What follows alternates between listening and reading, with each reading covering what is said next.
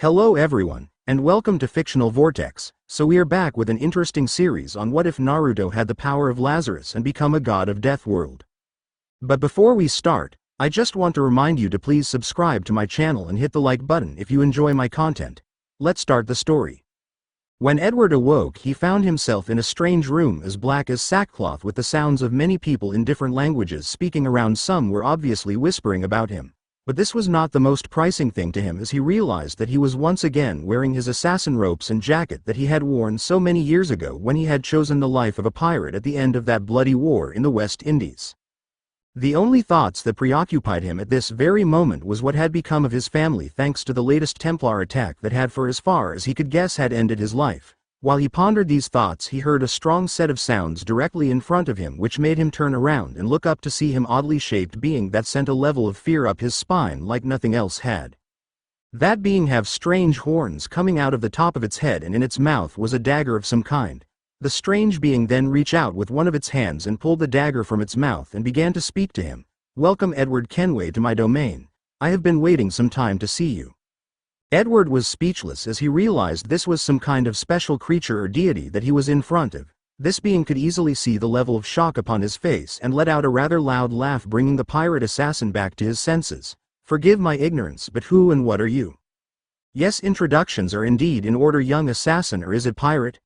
There are times even I can be quite confused. After all, I am not a god, but to answer your unique question, I have many names." Edward was surprised by this as the death god then continued. "Some have called me the Angel of Death, Grim Reaper, but for some worlds I am known simply as the Shinigami, and that is why you are here. You have passed from your former life to this one." Edward felt a great deal of shock, realizing that he was indeed truly dead. "What will become of me?" This being of death let out a small laugh and then looked him in the eyes as it said, "What will become of you? Well, that is why you are here. I have a proposal for you. Have you ever heard of reincarnation?"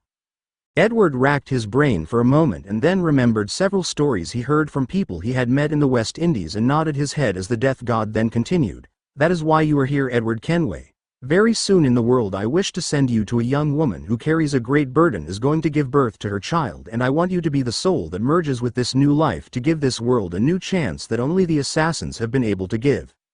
Edward was surprised by this as the death god then continued.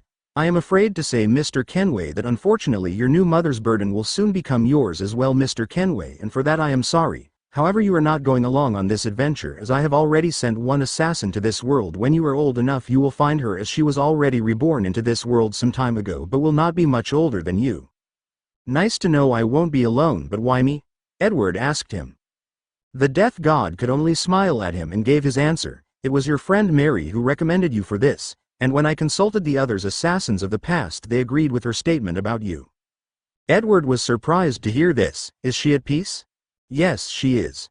She even managed to keep an eye on her child, who is living a good life, but I am also giving you a special bloodline, as the people of this world call it, to assist you in the many things you will need there, and will help you with the knowledge on how to build all of the weapons of the Brotherhood that you are familiar with, as well as to give you a fighting chance and maybe a special reward later on.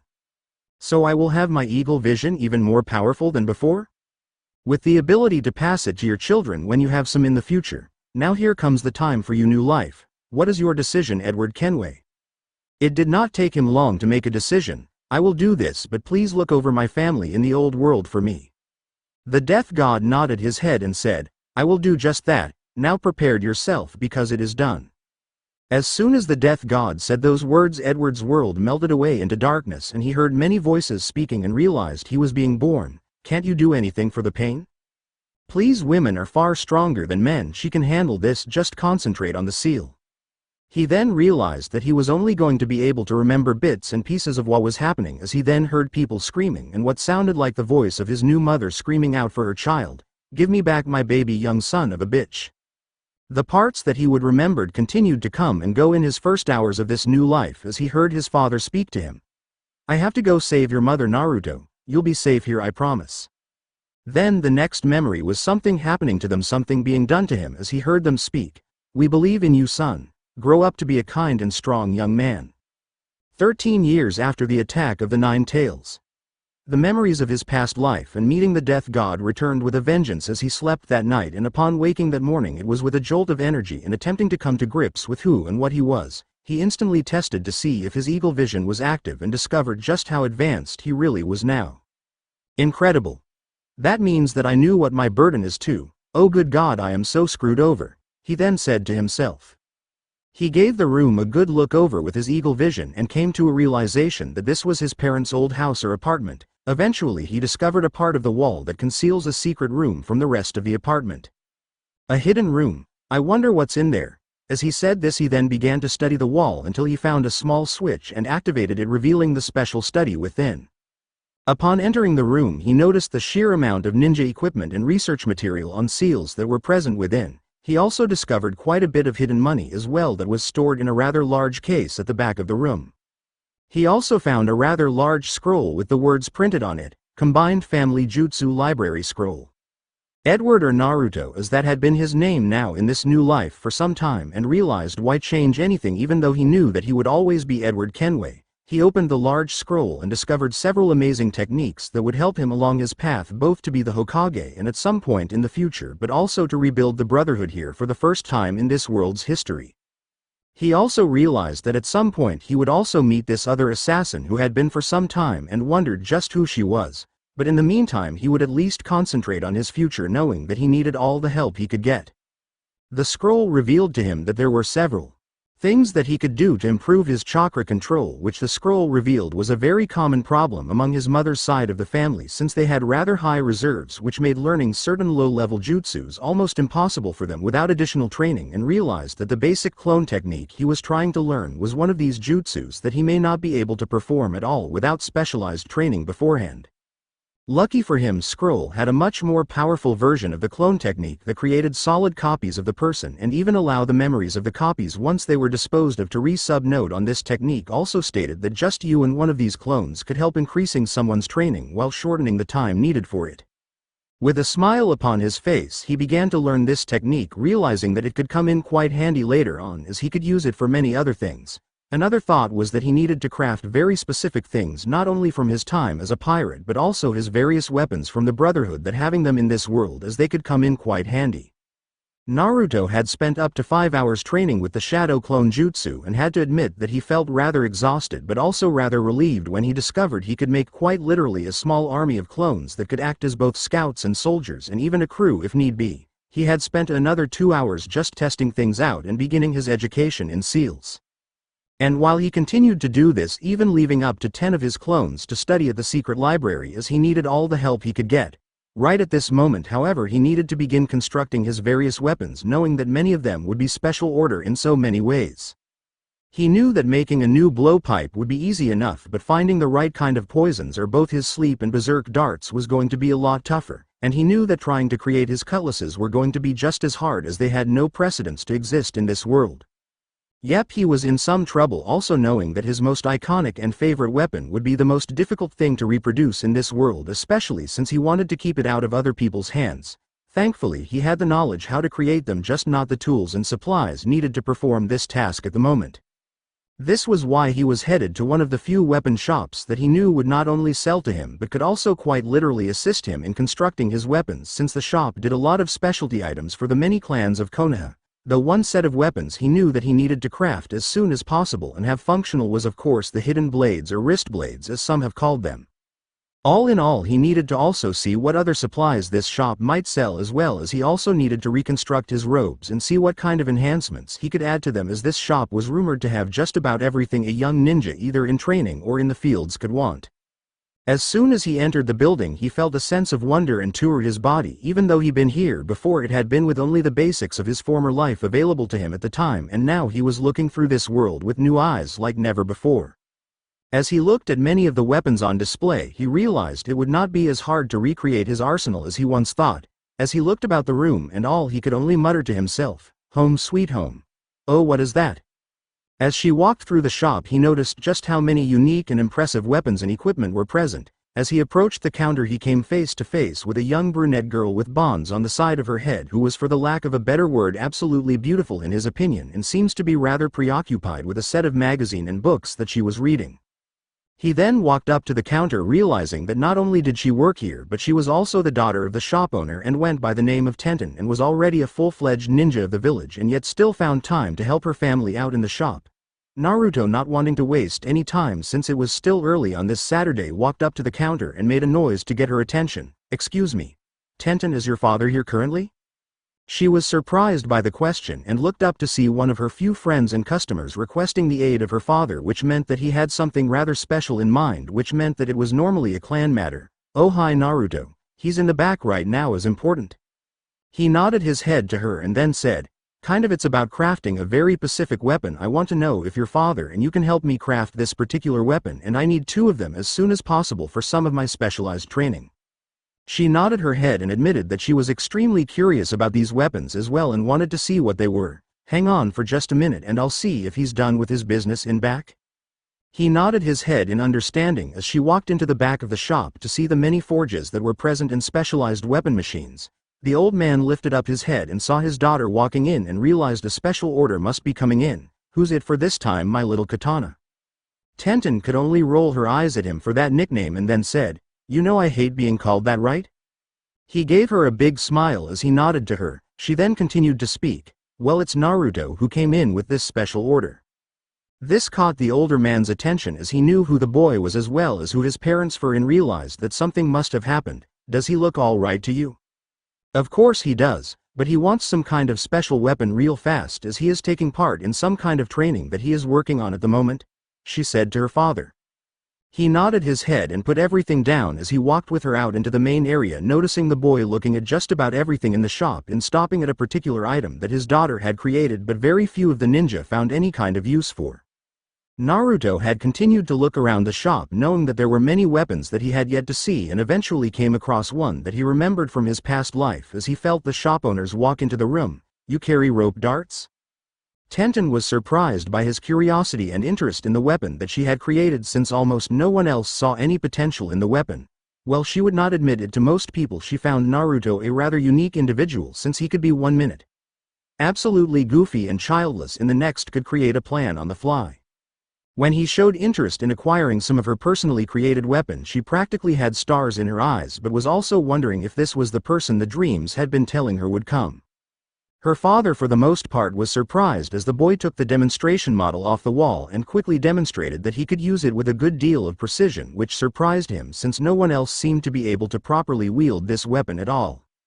Naruto turned to the shop owners and said, "I'd like a set of tendencies in some brand new throwing knives if you've got any, plus my special project if you are interested." Ten noticed her father becoming quite interested. "And what would this special project be?" "Have you ever heard of a retractable blade system on someone's arm? I have something similar to that will help you hide a kunai up your sleeve and have several in stock." Naruto was impressed that there was a similar weapon in this world, but not as refined, as he continued to speak.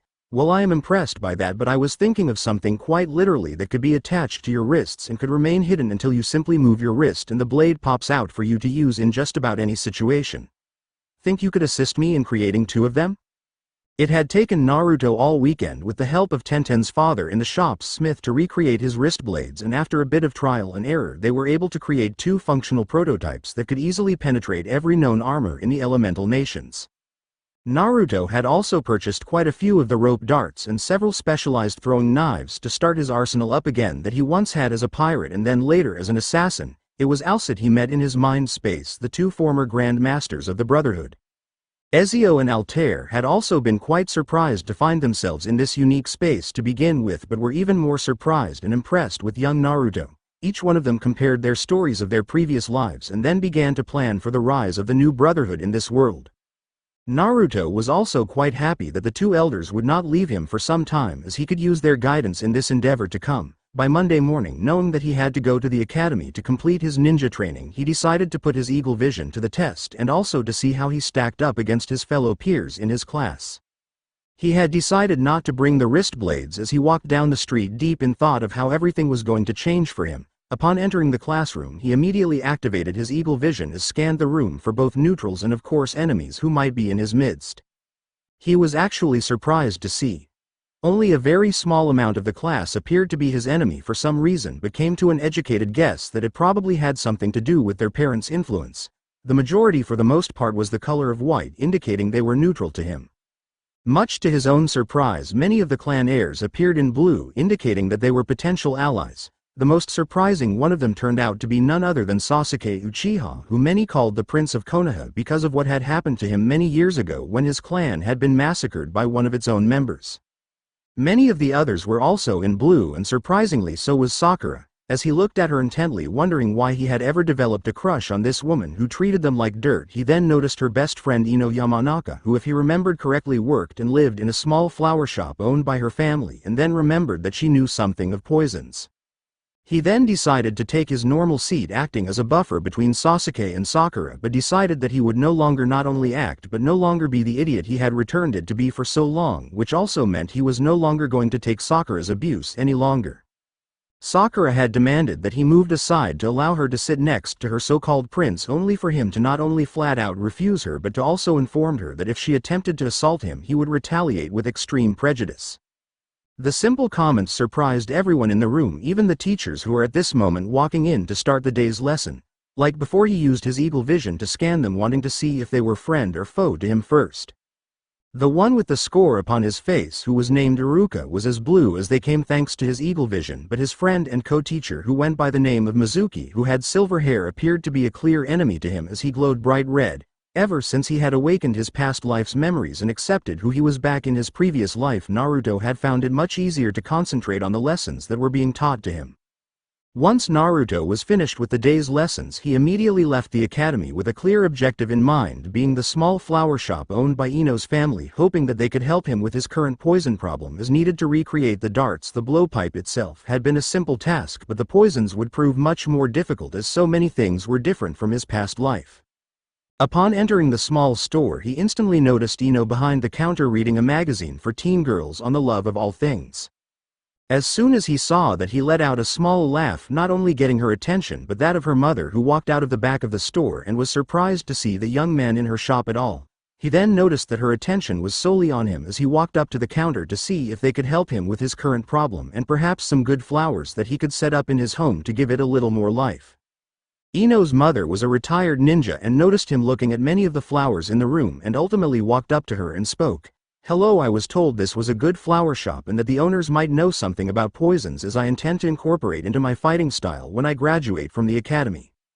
The two women were surprised by his comments. "And what kind of poisons are you looking for in particular?" Naruto put his hand on his chin, thinking like pose, and then spoke. "Well, the first one would happen to be a knockout poison. Not lethal, you understand, but just enough to give a person between 20 to 30 minutes of uninterrupted sleep to start with." Ino was surprised by his statements as she realized that kind of poison could come in quite handy for a ninja. Her mother nodded her head, realizing she had something that could do the trick. There are several of those kinds of poisons that are available for use, but not many consider that kind of plan.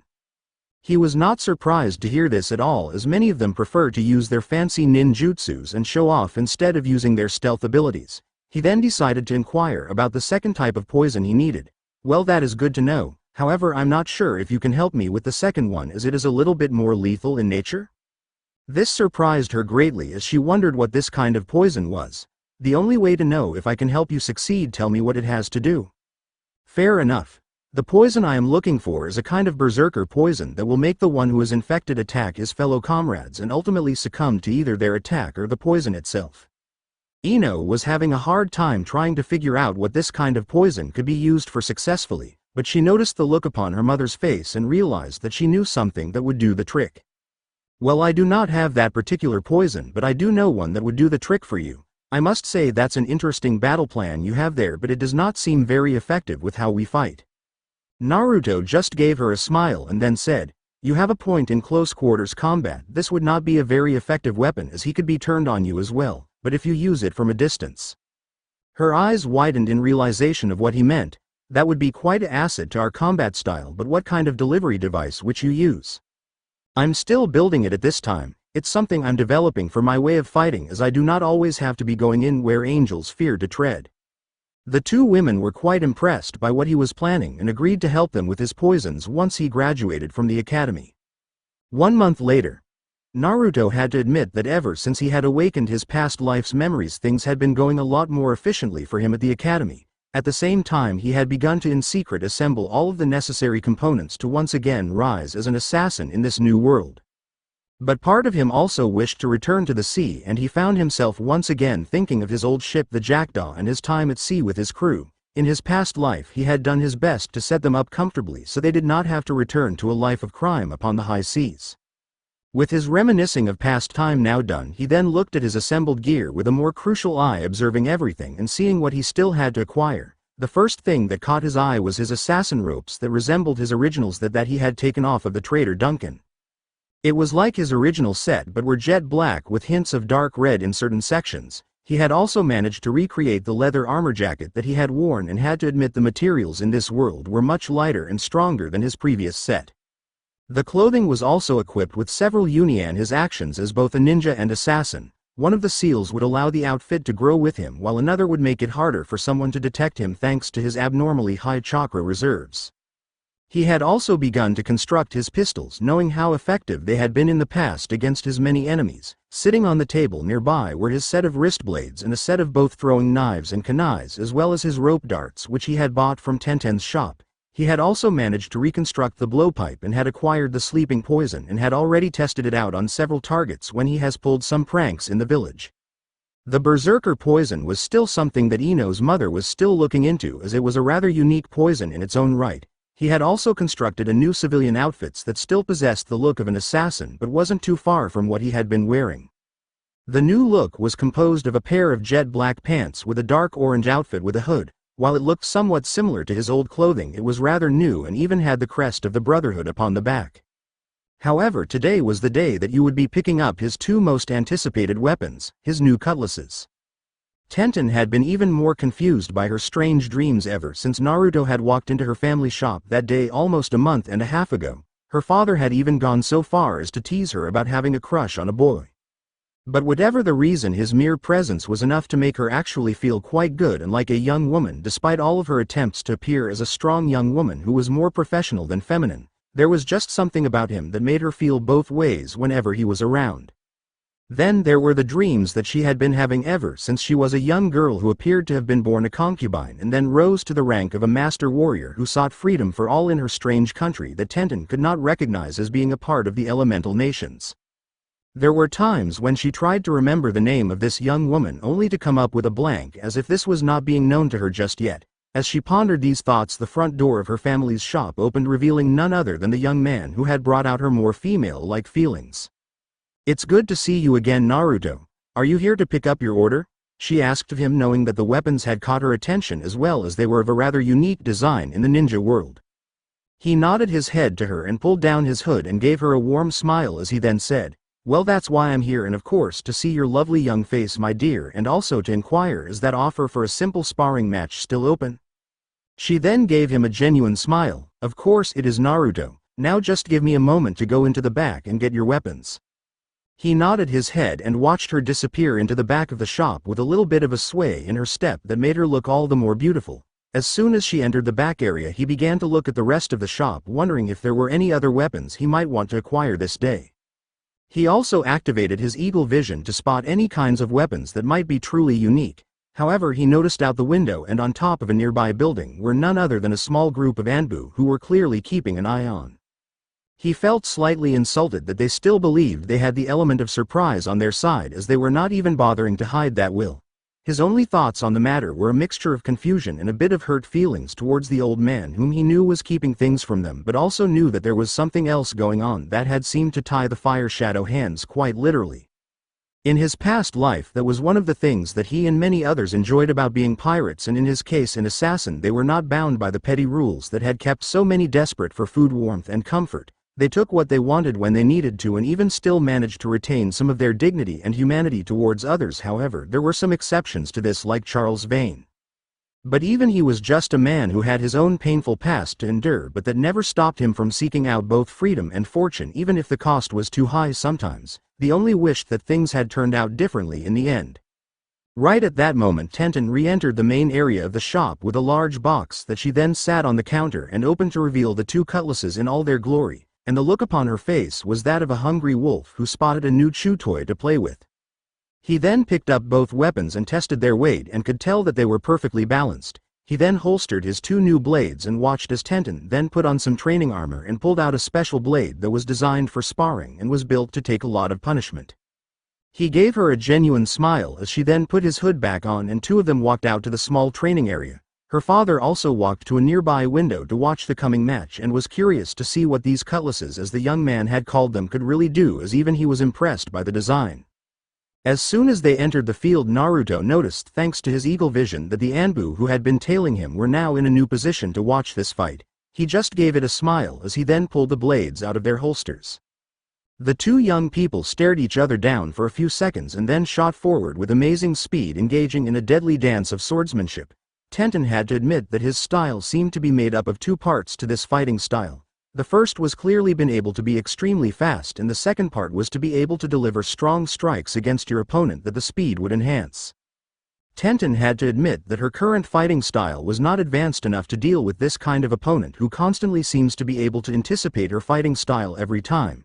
Each one of her attempts to hit him was successfully stopped by one of his own thrusts. The next set of strikes eventually set her off balance and struck so hard with his next blow that the cutlass's actually delivery to actually break her practice blade in the middle. This action not only surprised her but also the Anbu who were watching the battle. Tenten was just looking at her sword in absolute shock. He quickly put away his swords and walked up to her and waved his hand in front of her face, getting her attention. "Sorry about the sword, but I had no intention of losing." She, the Anbu, and her father were actually in shock at what they had just seen him do, and she eventually regained her senses, working from him to her sword and then back again, and said, "How did you do that?" He then just scratched the back of his head in a thinking motion and then spoke, "While I didn't actually know it was going to do that, I was just trying to win the fight. Sorry about your sword." She looked him in the eyes and then said, "It's all right, Naruto, it was just a practice sword after all." He gave her a smile then bowed as he left the field, leaving her to wonder what was really going on. Her father by this point walked up and had taken the blade from her to examine it in great detail. After examining it for a few seconds, he let out a small whistle of amazement and spoke. "This was a very good practice blade, able to withstand most any sorts, even those that are using chakra for enhancements. This blade in particular was able to withstand for a time. This is one very impressive design he has had me create." Tenten turned to look her father in the eyes. "I know, Dad, but whatever he did, it worked extremely well." The leader of the Anbu team, who had been following him throughout the day to observe him and if needs stood before the Hokage, who had listened to his entire report on what Naruto had been able to accomplish and what they had observed him doing over the last couple of weeks. The Hokage was surprised to hear everything and then spoke, "So your team has no idea where he is both getting the money and the influence for the unique weapons?" "No idea where he's getting them from, Lord Third. We inquired to Tenten's father about the purchases and the type of weapons he's bought, but what?" the old shadow asked of his soldier. "He told us that some of the more unique weapons are now under clan secrets. We were surprised to hear this, as most of us know all about his past grades from the academy. It doesn't make any sense of how he would know this." The old Hokage was even more curious now, as he had sent to a juggling act to keep the boy saved but also to keep his family history hidden from all those who would use it, not only against the boy but the village as well. He felt the years catching up to him and knew that sooner or later the young man would want answers to his past, and he would have to decide if he was going to give them to the boy or if he would take them from him. Naruto sat in the secret room of his apartment observing the many tools of his trade. It had taken some trial and error, but he had successfully recreated his pistols, and even it had improved the accuracy and loading times as well as their destructive power and range. Unfortunately, he had to admit that the error part had been quite explosive, and was glad that he had used his shadow clones in the Forest of Death to mask his tests on this unique weapon. All in all, once he was finished with the testing, he had to admit that the guns came in quite handy. But like so many things, he kept them hidden, knowing that one day he would use them in the real world, but for the moment he was more concerned about concealing his true activities, as he had noticed that the Anbu had increased their observance of him greatly. But no matter how long they had been trying to keep an eye on him, in which case he always managed to get away from them to continue his training in the assassin ways in secret. He had to admit, though, that having the Anbu constantly following him had forced him to improve his stealth abilities even further than before. He then looked at a set of clothing such as his primary battle robes and his more common civilian robes that he planned to wear to the academy this day. He still had 3 months left before graduation, then realized the time to completely change was at hand. All in all, he could only hope for the best as this new day begun. Many people of the village were looking at the strange young man walking through the village with a dark orange outfit with a hood on his head, and only few of them even realized just who he really was. For the most part, he was only hoping to get to the academy and finish out his term. Within only a few minutes he had made it all the way to the academy, then entered, getting the surprise of many of the younger students as he passed by. Even the academy's faculty was surprised by what they were seeing as he walked the hall to his classroom. He had decided to arrive a little bit earlier than usual as he wanted to gauge their responses to seeing him in his new outfit. Iruka had been the first of the teachers to enter the classroom. He immediately noticed the young man kid, and it took him just a second to realize who it was. Iruka gave one of his favorite students a genuine smile and nod in this direction as he then went back to preparing for the day's lessons. Naruto could not help but smile as well, knowing that his teacher was looking forward to his little prank as well. Within just a few minutes, the rest of the class had begun to fill into classroom, talking amongst themselves about what they would do once they graduated. Sasuke by this time had entered the classroom and sat in his usual spot, just hoping that Naruto would act as a buffer between him and Sakura and Ino. As he sat down, he then noticed a young man wearing a dark orange outfit, and then came to a sudden realization just who it was. Let out a small chuckle as he then said to his classmate, "Decided to change your look, loser?" He just barely caught the smile on the young blonde's face. He then heard Naruto say, "I've been planning this new look for some time, but I appreciated you not saying anything just yet." Sasuke also let out a small laugh as he had secretly enjoyed some of the pranks his classmate had pulled. He simply sat back and muttered, "Whatever," as he waited for the class to start. Right at this moment, Sakura and Ino had come running into the room with their usual contest of who would sit next to Sasuke and who would have the unfortunate honor this day of trying to get Naruto to move from his spot. When they finally got to the spot and saw a strange young man sitting there, they thought that the hyperactive blonde would not be there today until the young man in question turned to face them. Then he realized just who it was and realized trying to get him to move might be even harder. "Move it, Naruto." Much to their dismay, he instead put his feet on the backrest of the seat in front of him and then said, "Maybe I will, but when your blood has cooled and you're more reasonable to talk to, but as it stands I think he'd rather be left alone for right now."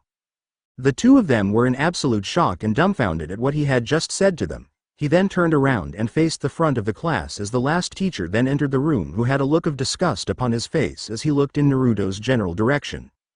Normally, Mizuki's look of disgust would normally be enough to intimidate any normal member of the class. However, Naruto was anything but normal, as he had in his past life had already experienced people who were more terrifying and intimidating in every way. If this silver-haired son of a bitch had ever met Blackbeard in person, he would be scared to death just through intimidation alone, which brought a smile to his face as he thought about it. Oh yes, this was going to be a rather interesting 3 months. For the most part, the first half of the day had proven to be quite interesting, to say the least. He had noticed that just about everyone had been keeping an eye on him and were even whispering about his sudden change in both personality and clothing. Naruto sat underneath a tree eating his lunch and watching his fellow students. He noticed that Hinata was occasionally stealing looks at him and blushing up a storm turned her face practically blood red, and it was enough to make him laugh a little. Not surprisingly, he heard many others talking about him. However, what he wasn't expecting to hear was the many girls now discussing who was more attractive or mysterious between him and Sasuke. Needless to say, he was a little surprised by their sudden change. However, he noticed that one of two of the girls, like Hinata, seemed to be interested in boys but were also still taking their potential career quite seriously. He did, however, notice that both Ino and Sakura over the last month had started to at least take certain things a little more seriously. Within a few minutes, the teachers had called the lunch recess over, but instead of returning to the classroom, they were brought to the practice training grounds. Naruto had walked over with the rest of the class and had put his hood back up, hoping not to draw too much attention to himself. Iruka had a smile on his face as he called them all over them, then spoke so they could all hear him. "All right everyone, we're going to have a small sparring session which we will use to determine some of your skill sets." Everyone was surprised by the comments, but Naruto had a sinking suspicion that the old man was curious about his skills. He only prayed that he could get out of this without showing too many of his abilities off, as some of them might warn a face-to-face with the old man. Needless to say, he breathed a sigh of relief when several students went up against each other, but unfortunately he realized that some of THRS were still left, and unfortunately he then heard Mizuki call out his name. Next up is Naruto and Kiba. And remember, absolutely no jutsus or weapons allowed in this match. Naruto let out a small growl and muttered a few curse words as he entered the ring. Kiba had what could only be described as a ship-eating grin on his face as he realized he could humiliate the so-called class clown and also just maybe get Hinata to like him instead of Naruto. Naruto noticed that Kiba's partner had set this battle out since the little white dog could technically be considered a weapon. Kiba, however, decided to taunt his opponent while hoping to enrage Naruto into doing something stupid and making him sloppy in the coming battle. But for Kiba it would have absolutely no effect on his opponent. Luckily for Naruto, he had continued his training in the assassin arts, including hand-to-hand combat in the area of disarming and counterattacks, which Ezio was a confirmed master of. Mizuki had a cruel smile upon his face as he then started the match, hoping to see the so-called demon of the hidden leaf be humbled. Unfortunately, that plan was quickly ruined as Naruto blow after blow as if they were absolutely nothing to him at all. Each and every strike that Kiba attempted to land upon his opponent was met with only air as Naruto continued to dodge him at every turn. The dog user in question was not seeing that his opponent was simply trying to tire him out and trying to also make him angry in the process. Every single member of the crowd was in shock as Naruto the Dead Last continued to school one of the best fighters in the academy. To the instructors and the Anbu who were watching, it was clear to them that Naruto was simply playing with his opponent as the fight progressed. Eventually Naruto became quite bored of simply dodging as he'd been doing this for over a full minute and decided to change tactics. With an instant he grabbed one of Kiba's many wild punches and used his knowledge of the assassin arts to quickly break the young man's arm right at the elbow, bending it at an unnatural angle and making it quite useless for the time being. This was quickly followed by a strong haymaker to face, breaking the young dog user's nose in the process, spilling blood upon the ground as his body followed. As he hit the ground he was jolted awake as he could not continue to fight in his current condition.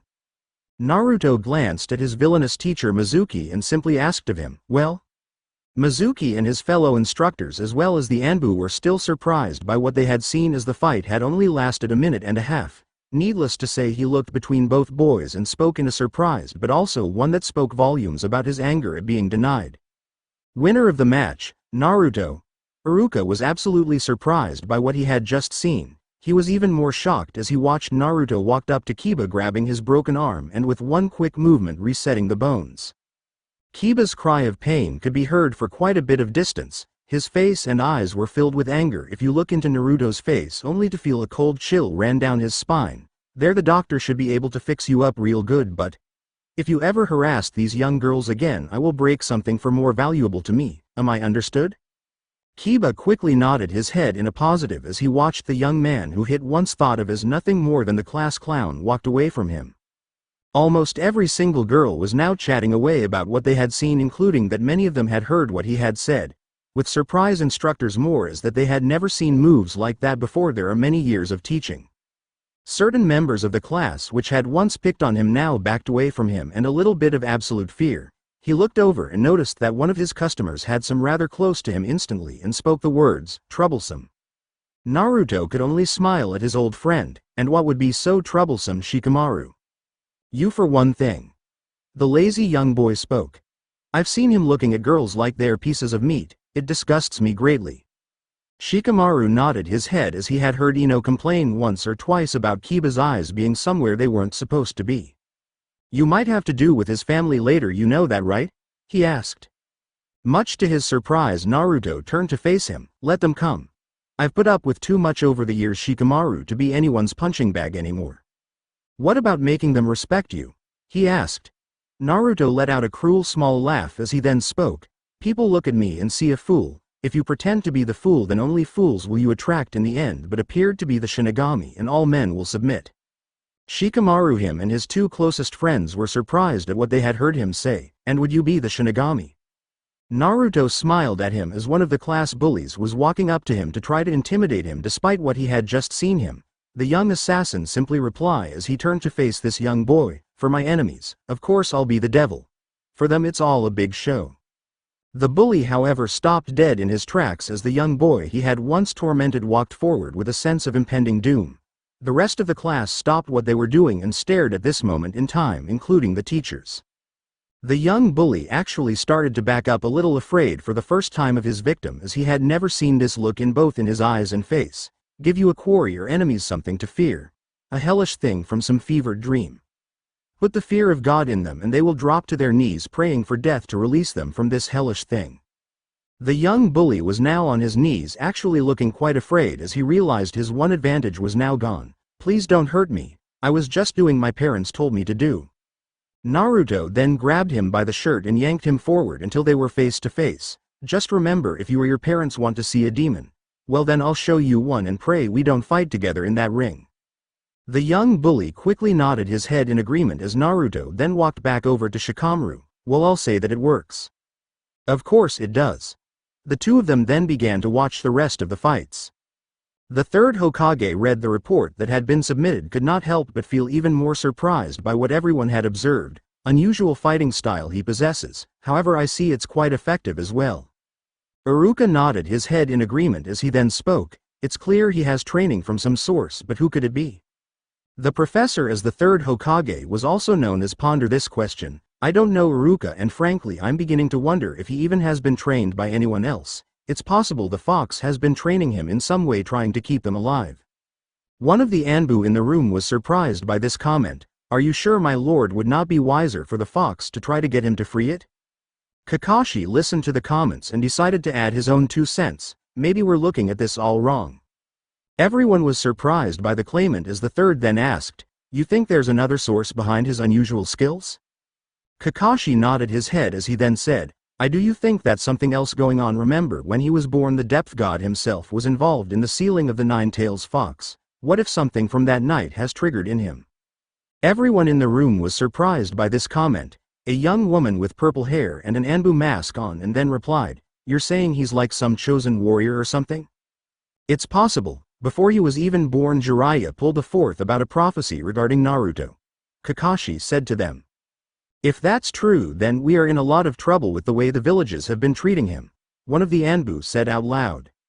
Iruka then remembered certain events. A classroom. There's something else. It's the way he looked at my co-teacher Mizuki. Anko had been quiet for the most part during this meeting but decided to speak up at this moment. That guy gives me the creeps, and considering who I am and what I do, that says a whole hell of a lot. One of the ANBUs in the room then decided to speak his own opinion about this teacher. I do agree with the crazy snake lady, that guy's bad news. Third lit his pipe and then spoke. I have been curious about him myself as well, but without evidence there's nothing we can do about him until he makes a move against the village. The third's son Asuma ignited his own cigarette and then spoke his mind. That's a dangerous game to play, Dad. What if he gets someone else to do his dirty work for him? The third understood what his son was saying. I would like nothing better than to move against him, but without compelling evidence there's nothing we can do about it. Let us just pray that we catch him in a lie before it goes too far. And as for Naruto. Everyone in the room was now at full attention as their leader continued to speak to them. Keep an eye on him for the time being. It is painful that I cannot reveal anything about his past to him until he is officially a member of our forces. Everyone agreed to that as they all left the room, leaving their leader deep in thought. Naruto and Tenten, within the last year you two have changed the most. What is going on? It had been almost 3 months and there was just a day remaining until the graduation of Naruto's class. During this time he had been testing the village's defenses by pulling pranks and seeing just how good the ninja of the village really were. Unfortunately, it had the opposite effect in his opinion. His pranks for the most part had been harmless but were designed to attract as much attention as humanly possible. He, however, might have been just a little too good, as most of the time it was only a few people who were even able to spot him performing one. And to make matters worse, he'd only been captured in the act about 2 times out of at least 30. Despite all of this, including telling the old man Hokage exactly what he was up to, the old man had yet to make any improvements on the village's security. But today, though he was going to do his great masterpiece in a manner of speaking, he had decided to do something so bold that would get everyone's attention, and that was painting the Hokage monument. Unlike his original plan, which consisted of him putting nothing but graffiti on the monument, he had instead decided to give it a nice paint job reflective on each of the former leaders. The worst part is that he do most of this in broad daylight. They really need to work on this stuff.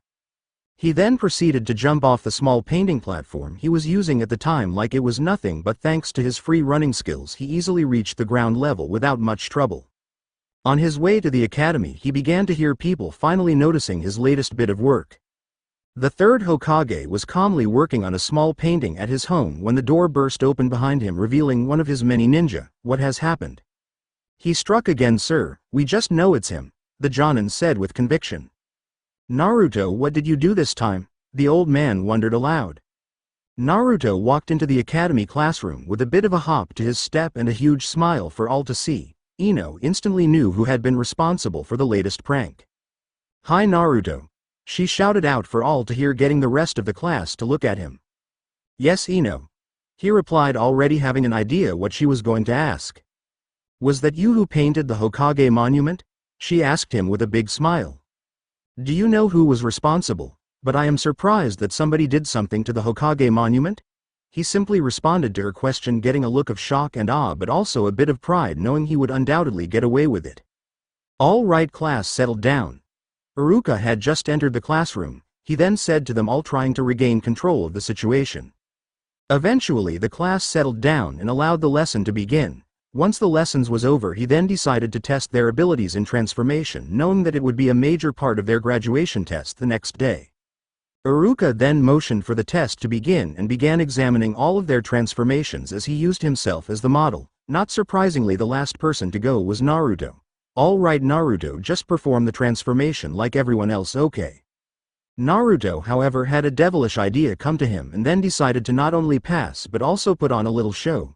Everyone in the room was surprised that he had actually done as he was told for once. Unfortunately, he then pulled off his prank as he transformed into a much older man with a long black beard and sat on a nearby table with his legs up on the table. The transformed young man then spoke. "All right ladies and gentlemen, I'll give you Blackbeard's honest opinion." The man then took his feet off the desk and sat up straight as he looked all of the class right in the eyes and spoke once more. "You all ask me if this new ninja and pirate can offer you a life of riches, adventure and plundered. Oh yes, for all of the gentlemen of fortune sailing these elemental waters, he ranks among the most clever." They then watched as the dangerous-looking gentleman uncorked a bottle of drink. "There was a time I felt myself the deadliest monster sailing these seas. But this young man." The older gentleman then poured his drink and quickly snapped to attention at the class, gathering their attention. "He's a hellish dog who feeds on trouble and turmoil. I've seen him clear the deck of Water Nation vessel like it was nothing. He was fighting like the devils who possess our body and soul dressed as a man." Every single person in the classroom, from the teachers to all of the students, was listening with bated breath for his next sentence. "And he's a cunning one. He knows his way around every crack and crevice of the elemental seas. So if it's fortune and fame you seek, then Captain Naruto Uzumaki is your man. Only a word of warning, don't go meddling in his private affairs, for there's more mystery to that man than even I dare ask." The older gentleman then put his empty glass down and gave them a menacing and unforgettable smile of death and destruction, scaring every single one of them to no end.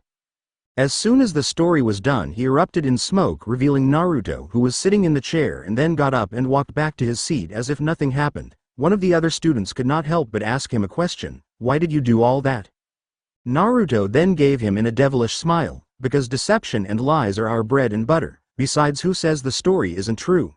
Yet the next day had come faster than Naruto had anticipated. It was the day of his graduation and he felt like showing off some of his new skills and weapons, but only up to a point. As he put his wrist blades on and then his cutlasses, he then added his new set of kunai to his right thigh. He then looked at himself in the mirror and felt a strong sense of pride and also a little bit of playfulness as he then walked out of his apartment on his way to the academy. As Naruto entered the academy, everyone present then noticed the new additions to his entire. Once again he sat down beside Sasuke, who could not help but notice the new additions to his equipment with a bit of a curious eye. The Uchiha was curious about these new weapons but decided to keep to himself, which would not last too long as the familiar sounds of two young girls could be heard trying to enter the room. Even Naruto let out a curse, knowing what was to come. "They do not seem to understand that I want to be left alone right now, do they, Naruto?" Sasuke asked. "It would seem so. Do they still stalk you?" he asked.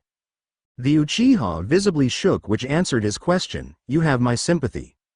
If only that would keep them from me." Sakura and Inortus to make it to the seat next to their Prince Charming, only to see the one person who could put the fear of God into them now sitting next to him. "He's not feeling well today. Maybe you could sit over there."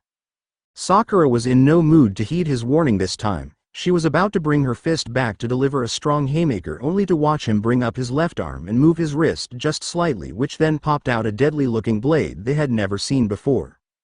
That stopped both of them and much of the class in their tracks. He then turned his head to look them in the eyes and spoke in a commanding tone. Sit down over there, or so help me I will break something you need badly." The two girls instantly backed up and sat down in the nearby seats, wanting to avoid the wrath of the class clone. By this point the teachers had entered the room and begun the process to see who would graduate this day. Almost everything had been a piece of cake for Naruto as he passed test after test. The hand-to-hand combat part of the tests have been most interesting to him as he had to fight Mizuki this time. All in all, it had just reinforced his opinions that Mizuki was not a good soul as he tried everything in his power permanently injure Naruto. But there were two things he hadn't counted on. The first being that he had a faster than normal regenerative ability, and the second being that he wasn't some fresh from the academy genin.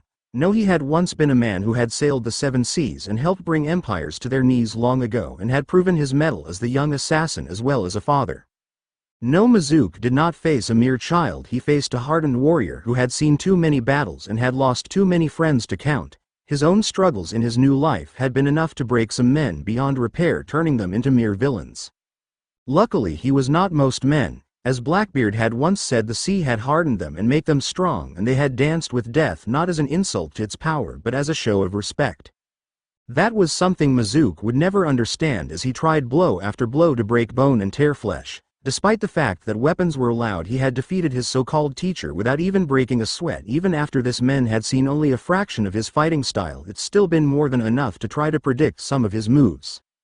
Yet his enemy had refused to do this or even to think it was a smart move to consider. Arrogance seemed to be this man's trade and stock in life, and it cost him dearly. The last move that Naruto had used had sent Mizuki flat on his back hard, feeling every muscle screaming out in agony and the force of the impact. To add insult to injury, Naruto quickly activated his wrist blades and sent it right towards his corrupt teacher's throat, sopping mere inches, delivering a death blow. Iruka had been surprised by how one-sided the battle had been and not in his old friend's favor. He was even more surprised that Naruto had clearly been the one in control the whole time. Mizuki could not believe that this young man had so easily defeated him and was now holding a strange blade to his throat. The young man in question held his wrist blade as still as possible. "You will yield." But before Mizuki could even say the word, the match was called in the young boy's favor. Winner Naruto. Everyone was surprised by the turn of events as the young man retracted his strange weapon from his corrupt teacher's throat and walked back to the crowd without a care in the world. Mizuki, however, knew that word of this humiliating defeat would spread like wildfire through the village. Several more parts of the exam came and went without a problem. However, it was the last part he was concerned with. This part would test his abilities with jutsus such as the famous clone techniques, which he was terrible at.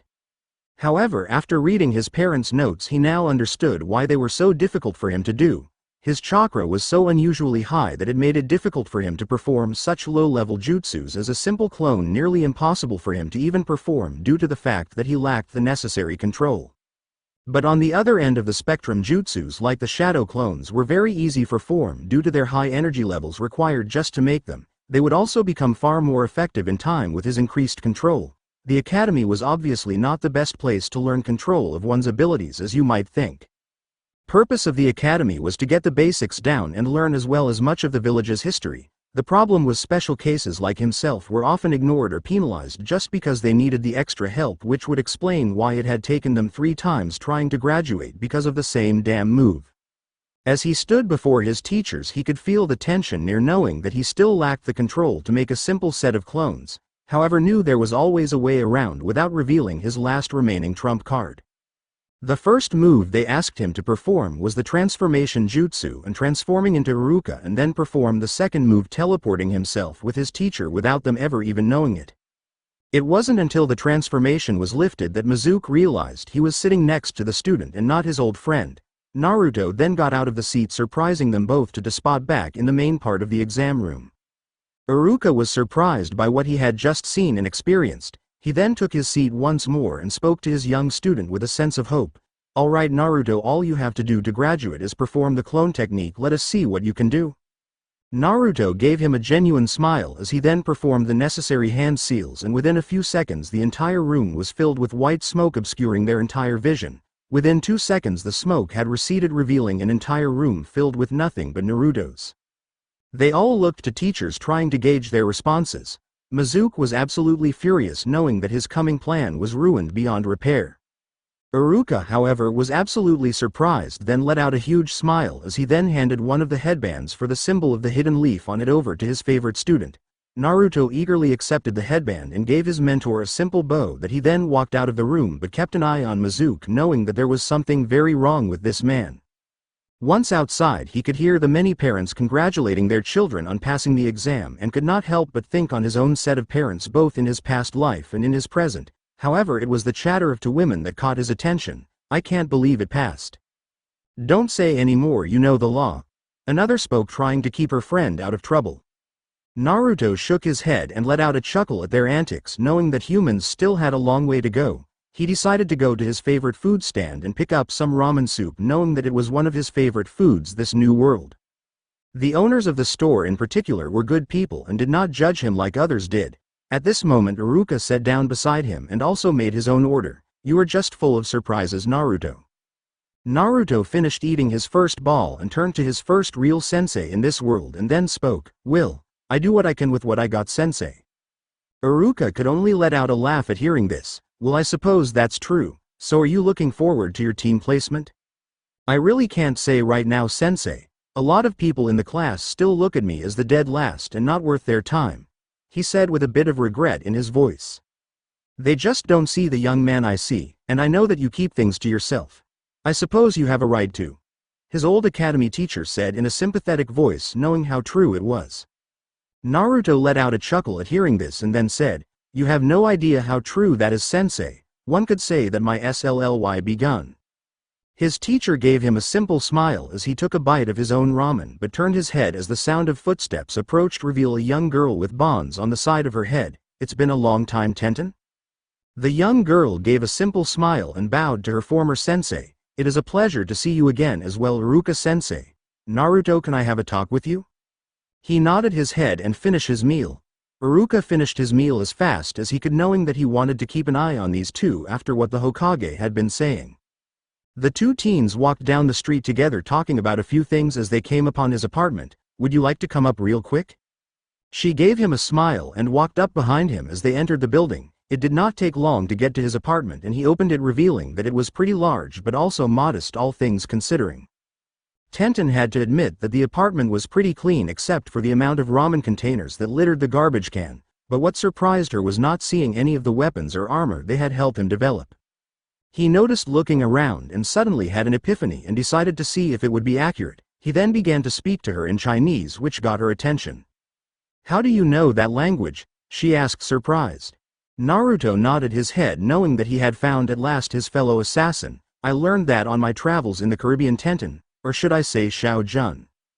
To say that she was speechless would be an understatement. She had never told anyone about those strange dreams or memories she had experienced. "I thought they were just dreams. And what you mean you travel to the Caribbean? I have never heard of such a place. Maybe not in this world, but it is real. Like you, I lived a past life, now here I am," he said to her. She was quite surprised by this revelation. "So that memory of my meeting the death god was real, but there is still so much I do not know." He walked over to the secret room and opened it and motioned for her to follow him in. Once inside, he put his hand on her shoulder and looked her in the eyes as he then said, "They will come in time. Certain events that have happened to me have sped things up considerably." She nodded her head in agreement, but then watched as his features changed to that of surprise and then anger. "What's wrong?" She watched as he quickly put on his armor and began to outfit himself with all of his equipment and weaponry. He then turned to her and said, "I had some shadow clones keeping an eye on Mizuki. He just met up with 8 unknown ninjas with what looks like a musical note on their headbands. They have also just kidnapped the Hokage's grandson and are going to use him to take the Forbidden Scroll."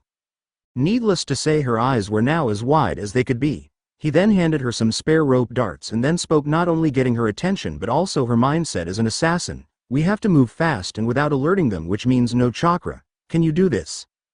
"Yes," she replied. "Good, now please try to keep up." With this said, he then closed the secret room and literally jumped out of the window, landing on the nearby rooftop, making his way towards the Hokage Tower.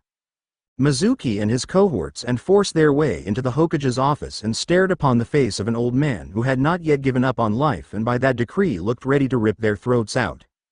"You have got a whole lot of nerve doing this, you traitor," the old man said, standing to his full height, which despite his age still gave him an air of danger among other things. Now, we wouldn't want your blood pressure to go through the roof now, would we, or for your grandson's blood to stain the carpet now, would we? He said without a care in the world as he held the rather large knife to the young boy's throat to make his point even more apparent. If you would be so kind as to endorse my curiosity as to why you are doing this. Mizuki engaged in a devilish laugh and then spoke. Why not? I've been waiting a long time to do this. After all, the pay from your fallen student was more than enough to start a new life and live quite comfortably. I know who you speak of, and I know he will never fulfill his end of the bargain, the old man said, hoping to find some way to save his grandson. I rather doubt that. Now give us the forbidden scroll and your grandson can live. Much to his surprise, the young boy began to try to fight for his freedom. Don't do it, Grandpa. Mizuki, however, quickly held the boy tight, hurting him in the process, and then put the blade against his throat, actually drawing a small bit of blood to make his point even more. Yes, please, Lord Third, do resist us and then watch us kill this little brat before your eyes. That way you can mourn another family member you have lost. The Anbu knew they could do nothing without endangering the horrible grandson's life. However, they quickly watched two individuals come flying through the window of the office, taking the occupants in the room by storm and surprise. Naruto had activated his wrist blades and had double assassinated the first two members of the rogue ninjas. He quickly followed this up by dodging the attack of the next one and then stabbing him in the back right where his lung was preventing him from screaming out. Tenten quickly joined the fight, unleashing a swarm of weapons which then embedded themselves into three of the other rogue ninjas, killing them in a matter of seconds. The two of them then closed on the last two members, and without much as a word they cut them down in a matter of seconds. Mizuki was by this point now very afraid, knowing that the boy was his only to get out of here. Come any closer and the boy dies.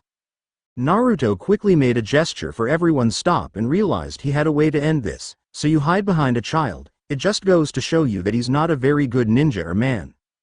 Mizuki had a look of pure fury upon his face. You don't know anything about me. Naruto had already reached behind his back and pulled one of his guns out and ready it for use. All he needed now was a clean shot with his opponent distracted, and yet the perfect idea how to do it.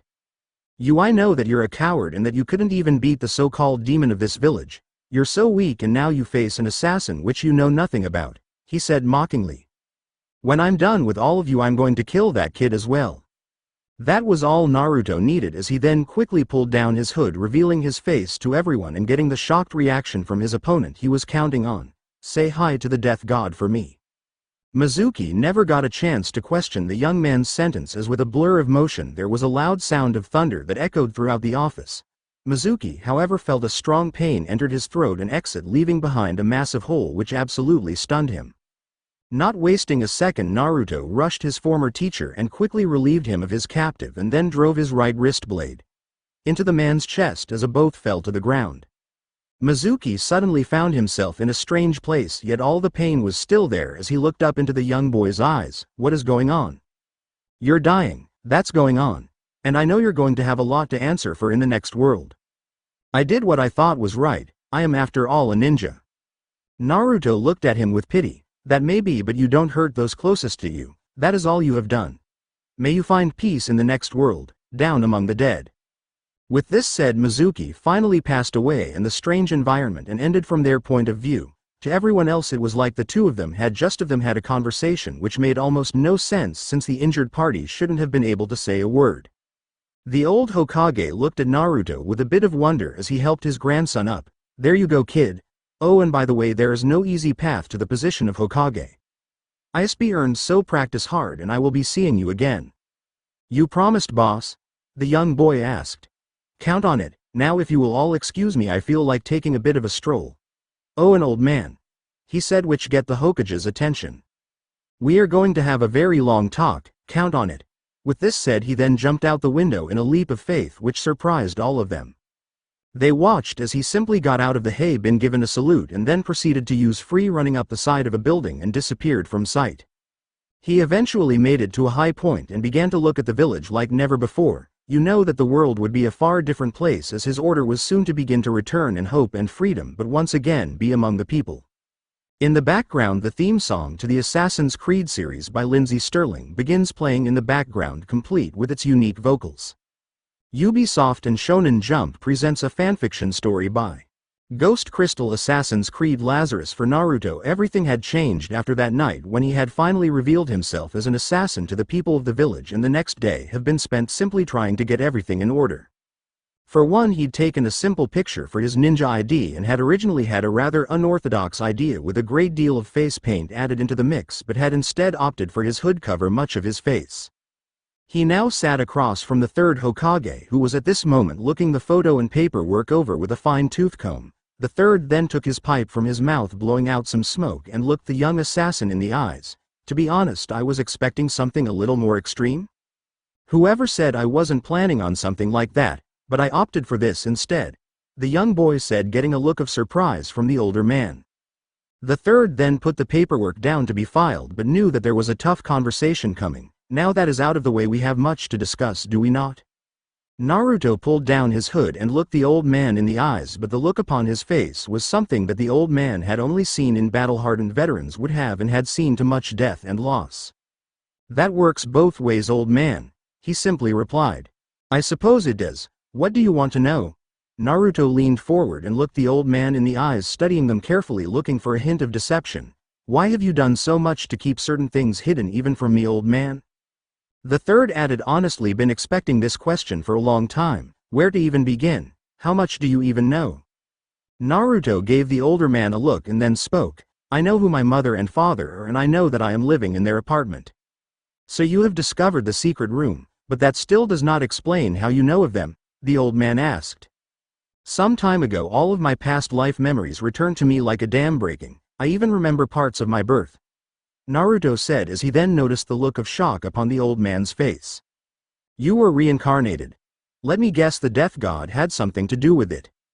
Naruto let out a laugh at that and then spoke. You could say that. Some time ago they said I woke up with all of my past memories and knowledge, and of course who my parents are and of my burden. The old man was at a loss for words at hearing this. Have you met the fox yet? Not yet, I've had other things on my mind, as you can tell. The third then let his pipe into a puff as he then decided to ask his next question. You mean like the unique robes you were wearing as well as the weapons you had manufactured? Naruto smiled at this and let out a laugh as he then decided to explain. That's one way of putting it, yes. Do you really want to know? Yes. All right, but don't say I didn't warn. Naruto cleared his throat and began his long story. The best way to tell my story is from the beginning, I assume. I was born a wool merchant who dreamed of being more, eventually fell in love with a beautiful woman. The third wished he had a bucket of popcorn right now. As you know, this was just the beginning, it was getting good. Eventually, though, a war broke out which threatened everything we knew, and I saw an opportunity to gain riches. To do that I became a privateer, which is like a legal pirate. Naruto noticed that he still had the old man's undivided attention and continued. So I set out to sea to earn my fortune, only to watch the war end too soon and be stranded in a place called the Caribbean. The kings who sent us do their fighting for them did not care about the consequences of their actions by just leaving us there. That changed very soon when we really did become pirates. And then? The old man asked. On one of the attacks we were doing against a small naval fleet, I met a man named Duncan who had just betrayed his order of riches and wealth. Was during this time that I first met the group I would become a part of. The assassins, he said, remembering everything that had happened. It's a long time for me to realize what was at stake. Eventually I joined the order and did everything I could to supper group that wanted to control everything and make humanity into nothing more than a bird safe and sound inside a gilded cage with no freedom. That's no way for anyone to live. The old man understood what he was saying all too well. I have experienced similar things from people who thought they knew better, but they only brought more suffering in the end. Naruto understood what the man was saying to him and continued with his story. By the time I was done with them I had suffered so much. There was not a person I loved standing beside me any more than those that I loved, like my wife, had long since passed on from this world.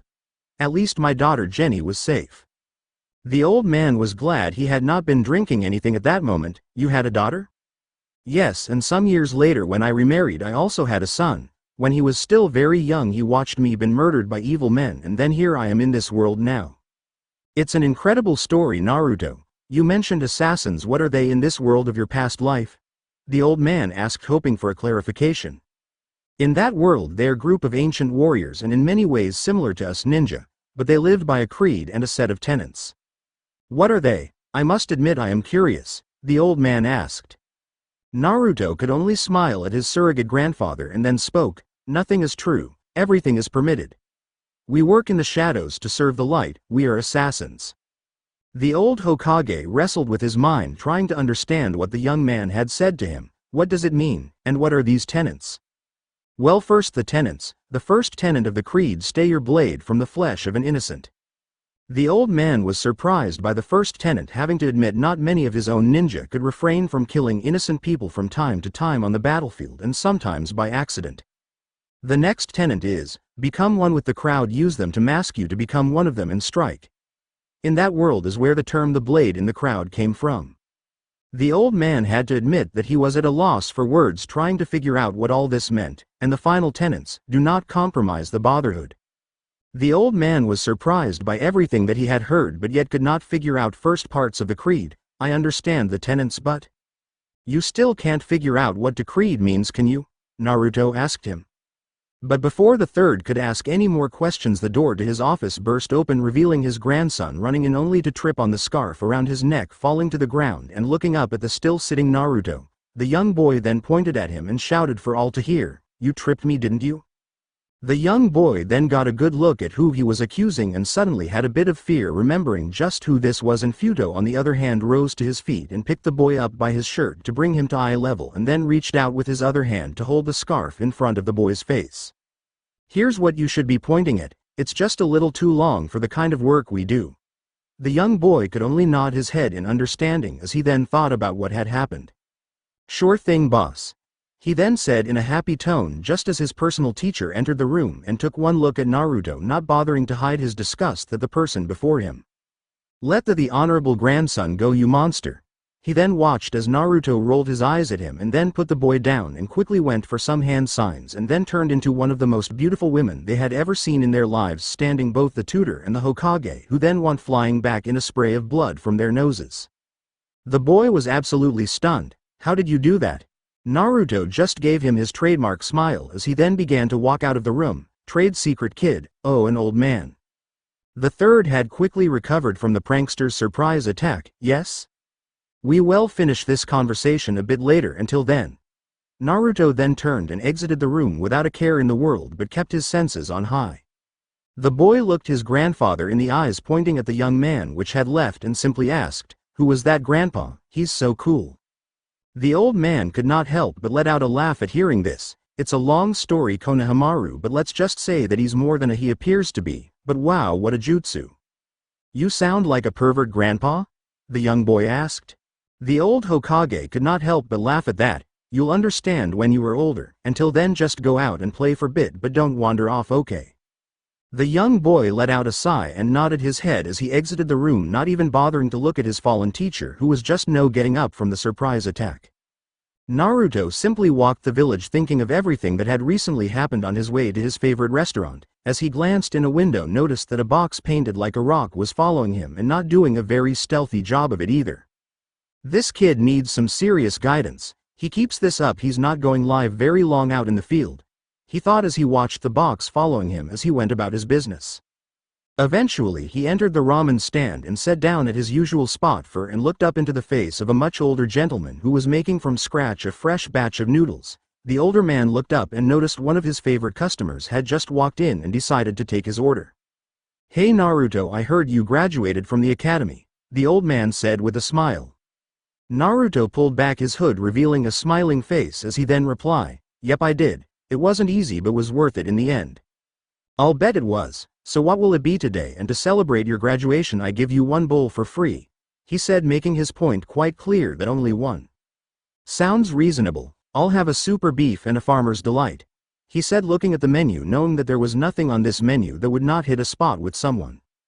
The old man quickly wrote down the order and got to work preparing them, and then noticed just outside of his food stand was an oddly colored box with what looked like eyes looking at them. "I've seen a lot of strange things, but that box has gotten to be one of the weirdest things I've seen in a while," the old man said, noticing a look on his customer's face. "The kid has no comprehension of the word stealth or its meaning for that matter. Personally, I blame his teacher," Naruto said as he took a sip of tea. The old man was surprised by the comment, but then realized that his young customer knew the kid was there all along. "So who is it?" The Hokage's grandson. He simply stated, noticed the look of surprise upon the old cook's face. That's the kid you saved, right? He simply asked, only to get a nod of the head. What are you thinking, old man? He asked with a bit of a devilish streak in him. The old man finished preparing the first bowl and put before his customer as he then leaned forward and said, maybe he wants to learn from you. Naruto just laughed at that and then picked out a spare chopstick. Well, let's see what he wants then.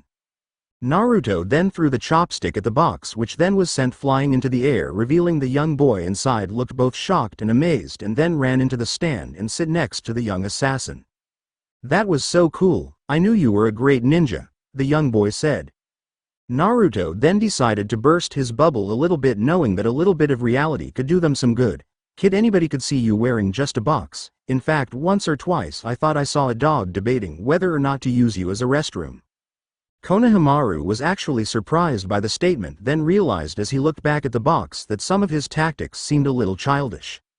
Naruto then added the kid on the back and then spoke, don't get me wrong, kid, you have potential, but what you need right now is the proper guidance. The young boy was surprised by the statement as he thought that his grandfather had given him the best teacher around, but my teacher says that I'm doing fine and that he can teach me all the shortcuts to being Hokage. And was just the same guy who flew back in a spray of blood from his nose at seeing my sexy jutsu, which I might add was created to deal with perverts. He asked the boy, who was at a loss for words. Yeah, that was him. He simply replied. The young boy then had a sudden idea, what if you were to teach me that jutsu? Naruto was surprised by the boy's idea and realized that if the boy had the potential to be a member of the Brotherhood or just a good ninja, he could test as well as hopefully drill into the boy the importance of staying alive. If I teach you, it won't be easy and there is no shortcut, okay? He said, noticing the surprised look on the boy's face. But my teacher said there's always shortcuts. For some shortcut is a quick and easy path, yes, but it does not carry the hardships and the trials the other way carries with it, which prepare you for everything to come. He said, noticing the look of surprise on the boy's face. Even the old ramen-ship was surprised by this statement and had a huge smile upon his face. Naruto then decided to ask another question. So why did you storm into your grandfather's office like you did anyways? I want to be the Hokage so everyone would see me as me and not the grandson of the Great Third, he said. Naruto could not help but let out a laugh at hearing this. I see where you're coming from, but you have to remember that being the Hokage is a very big responsibility and there is no quick and easy path. In fact, before you try to make people see you for you and not the other way around. The young boy was actually surprised by the words and felt a great deal of confidence knowing that his ambition was possible. Naruto then looked at the old chef and said, you think you can give him a bowl of soup as well? The old chef nodded his head as he prepared a simple bowl for the young boy, knowing that he could build his grandfather later as he still had a business to run. No problem. Oh, and kid, just remember he'll be the next Hokage at this rate, so you will have a bit of competition or you'll take the position when he steps down. The young boy was surprised to hear this, but before he could even make a sound or declare that he was this young man's eternal rival, a group of men entered the restaurant with a look of greed about them. I've let you think about it long enough, old man. I think it's high time you pay me what you owe me. The man in the center said as his two bodyguards exited the restaurant, knowing that their employer could take care of himself. The old chef had a look of defiance about him now. I don't owe you anything and I never agreed to Yeon. You may have people on civilian council who cover for your ass, I'm not one of them. The young man had not even noticed the two customers as he continued to talk. You're going to pay for that one, old man. Maybe I'll send some of my boys pay your daughter a visit. You do that and you're leaving in a body bag. I will fight you if I have to. The old chef said, keeping one of his meat cleavers in hand. The young fool hadn't even noticed was sitting at the bar as the young assassin just waiting for the right opening to make his move. I can kill you right here right now and take everything you own, and not even that pathetic old demon-loving cage can do anything to stop. Konohamaru felt extremely angry hearing this pathetic excuse of a man insult his grandfather, only to watch the demeanor of his future teacher suddenly change as Naruto pulled his hood up concealing his face and with one lightning-fast movement punched the fur right out of the stand. Everyone outside of the restaurant had gathered to watch what was happening, knowing that there was nothing they could do to stop this man as his family had too much power, only to watch him flying out of the restaurant. As he got back to his feet, he then noticed the dark orange hooded young man walking out without a care in the world. The young man could not help but feel enraged as he brought out a long knife and walked calmly forward, hoping to kill this young man. Naruto quickly activated his left wrist blade and waited for the young fool make his fatal mistake. With one swing of the long knife, Naruto performed a simple dock and then brought his left arm up in a slashing motion, cutting the man's throat open, and continued on towards his companions, were shocked at what they had just seen, as there appeared to be no knife or kunai in his hands. Of the 3 remaining bodyguards, the 2 at the front then ran at the young assassin, only to be picked apart by the young man who used his wrist blades to their deadliest efficiency. The last member of this entourage was beyond scared as Naruto then pointed back at the stand to reveal the Hokage's grandson, absolutely transfixed at what he had just seen. The remaining bodyguards, however, got the message that their boss had picked worst possible moments to try to assert his power. Naruto then pointed out the many Anbu who now surrounded him. "Tell the old man I said hi guys, and I think the first guy the first took out is still alive." The lead Anbu nodded her head and proceeded to round up the survivors and bodies as she watched the young boy, who had the movements of a trained killer with a purpose, walking back into the stand to finish his meal. "That was cool. How did you do that?" he asked. Naruto motioned for them to sit down as he then said, "Only good time, young boy, for now let's just eat and talk about your training schedule with me as well as her old teacher." That teacher was ready to spring into action to protect his charge, but had to admit his opinion of the orange-wearing blonde was slowly changing. Naruto awoke the next morning feeling refreshed and ready for whatever the day had planned for him. Unlike his so-called sensei's advice, he decided to have a good meal, remembering his time as a pirate and how important food had been to not only himself but his crew. He also hated to admit that we had spent so much time trying to get everything ready for his first team assignment as a ninja that he barely had any time to speak with Tenten. Of course, this was even more complicated as they had just been sent on a 2-week mission to deal with both escort and band removal. He had also decided that he would also use all of his equipment and clothing for this day. He just had a feeling that he was going to need all the help he could get.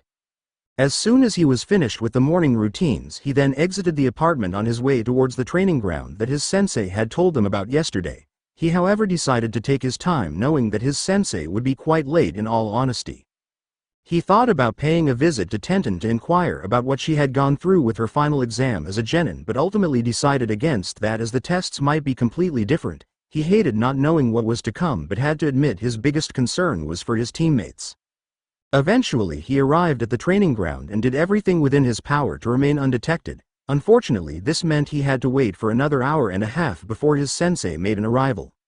Sakura shouted for all to hear that he was late, but at least that he was here. Unlike their other teammate, Kakashi could only give that weird eyes smile he does as he pointed up to the tree.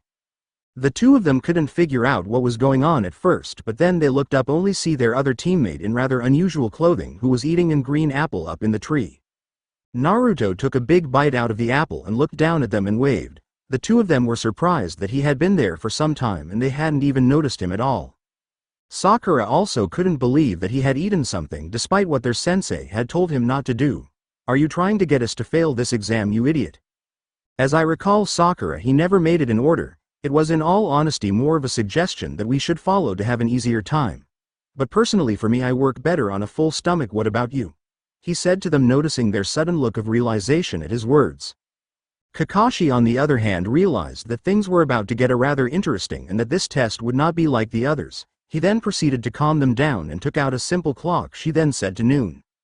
As soon as Naruto jumped down from the tree, finishing the apple in the process and throwing it into a set of bushes for the animals' feast on whatever was left, that Kakashi then proceeded to pull out 2 bells for them to see.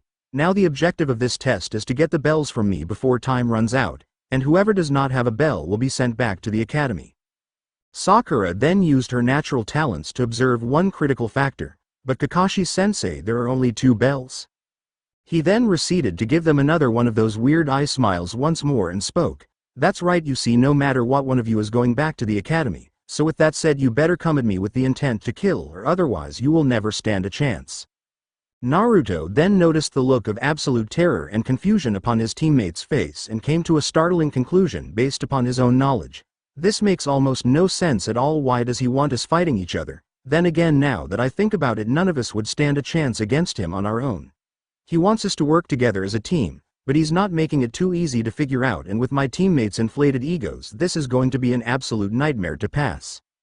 As the ramifications of what was going to happen this day began to hit home, he realized how much trouble they were going to be in this day. Of course their rather dumb and late sensei then decided to add a couple of words he was going to come to regret. Now then, to pass this part of the exam you had better come at me with the intent to kill, otherwise you will never pass this exam. Then Naruto got an idea. The pirate ninja assassin got a wonderful awful idea. Oh, I know just what to do. Naruto then gave a rather creepy smile which put his so-called teammates on edge, and with that said, the test begins now. As soon as he said this, the other two immediately went into hiding using the surrounding trees and foliage to their advantage. However, Naruto simply stood his ground instead of running, hoping to get a feel for his sensei before unleashing himself like a loose cannon. Of course, what the so-called sensei then did next totally made him lose quite a bit of respect for this particular Jonin. Instead of even trying to take his one remaining student as even somewhat credible threat, he then proceeded to pull okay. In all honesty, it had actually made him want to join many of the females who then proceeded to beat the living crap out of the many perverts in this village. What the hell are you doing? Are you seriously reading a porn novel during this test? Of course I am Naruto, besides I want to see what happens next. After all, I doubt you'll be much of a threat. Naruto then proceeded to roll his eyes at hearing this, knowing full well he wasn't about to hold back, not anymore. Naruto then made up to 20 shadow clones, knowing with what he had planned they were going to come in quite handy. They then proceeded to start singing a sea shanty about his old mentor. Teach met his fate on the shores of Carolina. A challenge ran out across the waves. It's a damn good day to die. Kakashi continued to read his book, not thinking much about what was going to happen, but had to admit he found this strange song rather intimidating and was wondering where his potential student had learned it. However, it was the amount of smoke which came from a summoning seal that caught his attention next. When Kakashi looked up from his book, he was rather shocked to see a very strange kind of weapon that was almost as big as his student. Several of the clones were no meaning the strange weapon and aiming right at him, and without warning they quickly fired strange object. If it had not been for Kakashi's many years of being in active combat, he would have surely been hit by the projectile. Fortunately for him, he was able to get out of the way just in time as the cannonball then impacted a tree, breaking it into two pieces, sending splinters everywhere in the process. One of the clones could not help but let out a laugh. Shiver me timbers, he moved. Now let's see if he can keep reading that book, boys. Every single one of them then began to pull out their guns and take aim at their wannabes sensei. Kakashi then proceeded to take this particular student as a little bit more of a threat as the guns began to fire.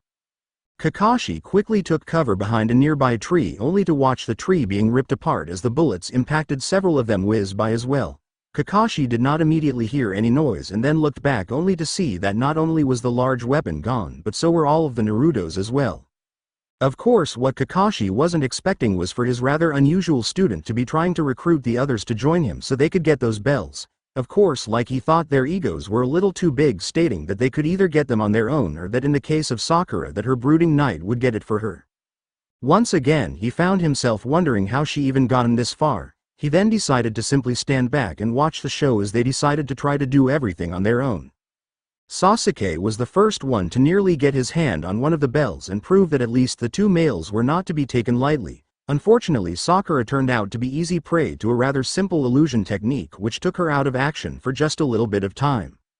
Naruto eventually came across what appeared to be the bells on the ground. Yep, that's just way too easy. Kakashi kept himself hidden, wanting to see what this particular student would do. However, what he did next actually made the wannabe sensei slap his own face. Hey you guys, there are bells on the ground, he shouted for all to hear. It was Sakura who then came out of the bush and then proceeded to grab the bells, only to be lifted high into the air thanks to the trap. Naruto could only shake his hand at this as he then looked up at her and spoke. Sure you don't want to work with me and potentially convince Sasuke as well, knowing that we need to work together to get the bells?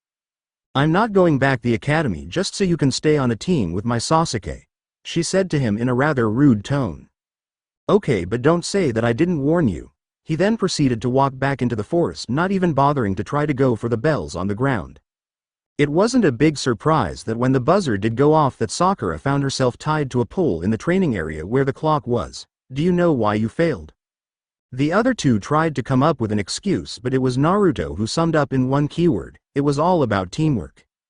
Kakashi gave him a smile and then pointed at the other two. Despite the fact he did try to kill me and blow me up, he was the only one who totally grasped what this test was all about and even tried to get you to work with him. Sasuke and Sakura found it hard to believe that the so-called dead last had figured out the test when they had not. Kakashi then walked over to a rather large stone as what looked like writing on it. Do you know what this stone is? Naruto kept his mouth shut as he looked to his teammates only to see them trying to figure it out. Kakashi noticed that his assassin student was keeping quiet, wanting to see what the other two would come up with. It was clear he might know. This is the memorial stone. Every single name upon the stone was lost in the line of duty. Killed in action, he said to them. Kakashi then produced 2 box lunches and gave them to Naruto and Sasuke. I've decided to give you one more chance, however. If you feed Sakura any of those lunches, I will fail you and send you right back to the academy. As soon as he said this, he disappeared from view. Naruto and Sasuke knew that if they did not share their lunch with Sakura, they would have no chance at beating their sensei. Kakashi reappeared just as they began to feed her in any very dramatic fashion, then told him they passed. Naruto was then told to meet his new team at the same place the same time the next day. At the moment, however, he was meeting with someone about a rather important project. He was happy that both of his parents had left their fortunes to him, and thanks to the banknotes information in the secret room, he was able to gain control of them to pay for this project. The ship had been designed to have combat capacity, but it won't have any weapons or major parliament until you become an official ninja. Thankfully, that was no longer a problem, and the special ship-based weapons that Tenten's father helped him develop were now being shipped here, which had also been one of the ones he used during the test against his good-for-nothing sensei. The only problem at this moment was how long it was going to take to not only finish the ship but also test her out and see that everything worked. The man in question was a contact with Tenten's father, who did a very specialized work in the naval department, which specialized in unusual designs and ships. Naruto walked in and admired the ship that was currently under construction, knowing that it would come in quite handy in the future. The lead architect then walked up to him. The ship is at about 60% complete already, and we have begun to install cannons as well as the other weapons by your request. It should be about another month until she is ready to sail. Do you have a name already picked out? Naruto gave the ship a good once-over and turned to the architect. I haven't made up my mind yet, but I have some ideas. Just get her ready to sail and combat ready, as I have a feeling we're going to need. The end. I hope you enjoyed this episode.